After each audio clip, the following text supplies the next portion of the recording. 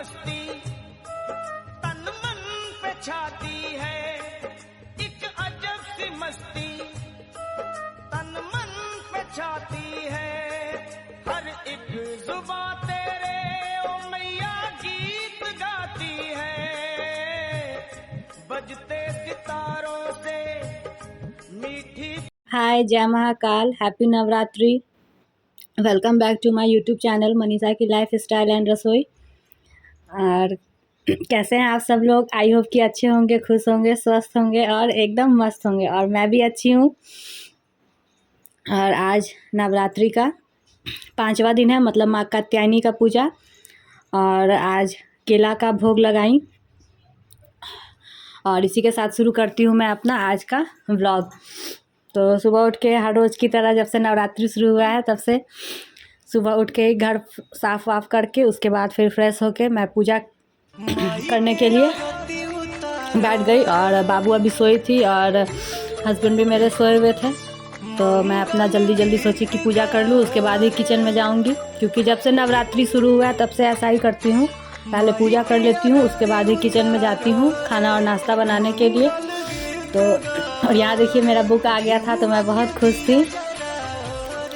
और फिर हस्बैंड भी नहा लिए थे और बाबू भी नहा ली थी, तो ये लोग भी पूजा किए। मेरे पूजा करने के बाद ये लोग भी किए, क्योंकि आरती में साथ में ही हम तीनों करते हैं। और बाबू के स्कूल जाने से पहले ही कोशिश करती हूँ कि आरती कर लूँ, ताकि वो भी आरती में शामिल हो जाए। और फिर बाबू को आज उसके लंच में कुछ बनाना नहीं था, क्योंकि वो कल जो बनाई थी पुआ, तो वो बोली थी कि मम्मा मैं वही ले जाऊंगी लंच में, मुझे वही देना। तो इसलिए मैं उसे वही दी, क्योंकि अगर वो नहीं देती तो वो खाती भी नहीं। जो भी कुछ देती तो वो खाती नहीं, बिल्कुल भी नहीं खाती, क्योंकि वो बोल दी थी कि मुझे पुआ चाहिए, मीठा वाला रोटी या पूड़ी। बच्चा तो एक चीज़ को बहुत सारा नाम से बुलाता है ना, तो वो मीठा रोटी, मीठा पूड़ी, कभी पुआ ऐसे बोल रही थी। तो वो बोली थी कि मम्मा मुझे वही देना, तो इसलिए मैं उसे वही दे दी थी।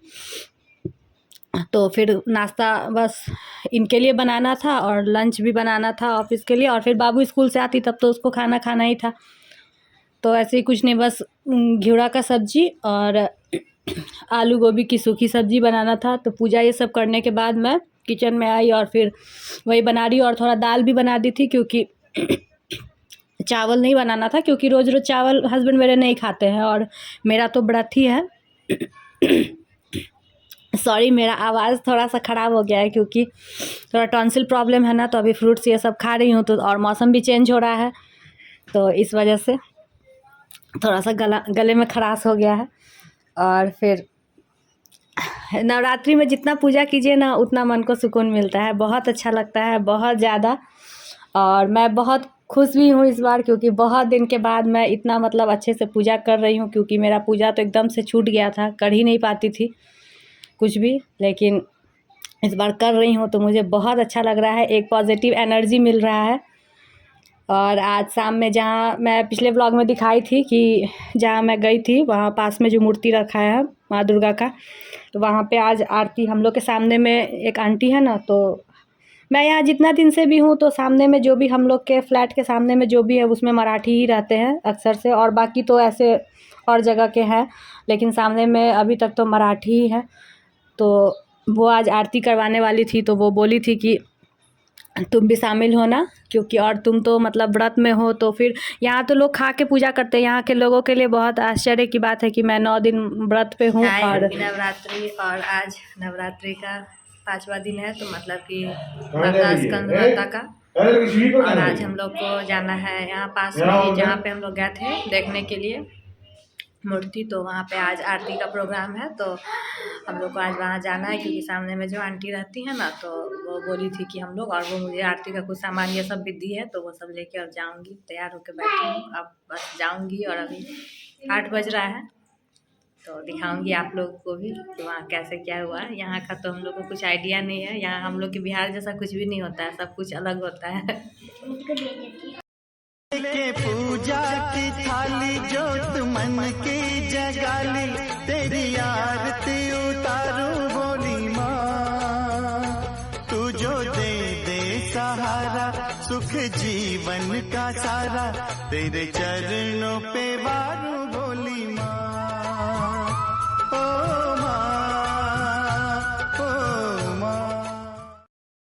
और फिर हम लोग यहाँ आ गए थे पंडाल में, और बाबू एकदम से वहाँ ऊपर जाके और माता रानी को प्रणाम कर रही है। 5 छू के प्रणाम तो की ही है, और ये देखिए वो माता रानी का हाथ भी पकड़ ली है। और यहाँ कुछ ऐसा रोक टोक नहीं है, अपने बिहार में तो बहुत ज़्यादा रोक टोक नहीं छूने देगा या फिर कुछ भी 10 तरह का नियम कानून, लेकिन ऐसे महाराष्ट्र में कुछ नहीं है। ये चीज़ यहाँ का बहुत अच्छा है कि यहाँ के लोग बहुत अच्छे हैं और बच्चे को तो बहुत ज़्यादा मानते हैं। और ये मेरी एक फ्रेंड की बाबू है, उसको भी मैं कॉल करके बोली थी कि चल आप भी चलिएगा, तो वो भी आई थी। ये उनकी बाबू है। और मेरी बाबू तो बहुत ज़्यादा डांस की, जैसे भी इसको गाना ये सब कुछ भी बजता है तो ये बहुत डांस करती है। ये खुद को रोक नहीं पाती है, बहुत डांस करती है। और फिर आंटी बहुत सारा जो भी यहाँ का पूजा में जो भी चीज़ लगता है, मुझे तो आइडिया नहीं है, लेकिन सुबह को ही मुझे सामने वाली आंटी सारा कुछ दे दी थी। नारियल और जो भी चीज़ होता है श्रृंगार का, या फिर जहाँ यहाँ पे अनाज ये सब भी चढ़ता है, तो वो सारा चीज़ दी थी। क्योंकि वो ऐसा बोली कि हम लोग तो खा के पूजा करते हैं या फिर आरती या कुछ भी, और मतलब आप तो 9 दिन का व्रत रखी हैं। तो यहाँ के लोगों के लिए ये बहुत आश्चर्य की बात है कि 9 दिन का व्रत, और वो भी मतलब यहाँ पे ऐसा है ना कि कोई भी व्रत रखता है, कोई तो शाम को नमक खा लेता है, और हम लोग में तो ऐसा नहीं। और नवरात्रि में तो और स्पेशली ऐसा नहीं होता है। बहुत लोग सेंधा नमक पे भी करते हैं, बट ज़्यादा से लोग तो फल पे ही रहते हैं 9 दिन। तो इसलिए बहुत ज़्यादा आश्चर्य का बात था यहाँ के सब लोगों के लिए। और यहाँ पे हम लोग आरती के लिए एकदम से तैयार थे और बहुत अच्छा लगा। बहुत सारे लोग भी आ गए थे। मुझे बहुत अच्छा लगा कि मैं इस बार यहाँ पे गणेश चतुर्थी में भी महाराष्ट्र में थी, और फिर दुर्गा पूजा में भी यहाँ मुझे मतलब रहने का मौका मिला, क्योंकि मैं कभी यहाँ रहती नहीं थी, अक्सर ससुराल ही रही। और फिर बहुत अच्छा लगा। और यहाँ प्रसाद में भी कोई ये नहीं रहता है नमक का बना हुआ चीज़ भी। तो ये आंटी प्रसाद में यहाँ उसे खिचड़ी बोलते हैं। इसका फ़ोटो मैं नहीं ले पाई, नहीं तो आप लोगों को दिखाती। बट हम लोग के यहाँ जैसा वो भेज बिरयानी बनता है ना, वैसा होता है यहाँ, मतलब उसको खिचड़ी बोलते हैं। तो उसका भी प्रसाद यहाँ बनता है, और दही चावल ये सब भी तो आंटी वही ले गई थी। और मैं भी बहुत सारा मिठाई खरीद के ले गई थी प्रसाद के लिए, जो कि सब में बंटवाई। और फिर यहाँ हम लोग देखिए आरती कर रहे हैं। और मेरे बिल्डिंग पे भी सारे लोग गए थे, आंटी सबको बोली थी, और लेकिन स्पेशली मुझे सारा सामान दी थी, क्योंकि बोली कि तुम नवरात्रि की हो तो तुमको ये सब करना चाहिए। और फिर आगे भी बहुत कुछ नवरात्रि में मैं बहुत कुछ इस बार नया नया कर रही हूँ, वो सब आप लोग को मेरे आगे सारे ब्लॉग में देखने को मिलेगा। और आप लोग खूब सारा प्यार दीजिएगा मेरे वीडियो को, और लाइक शेयर कमेंट ज़रूर कीजिएगा। और इसी के साथ मैं अपना ब्लॉग यहीं पे ख़त्म करती हूँ। तब तक के लिए बाय बाय।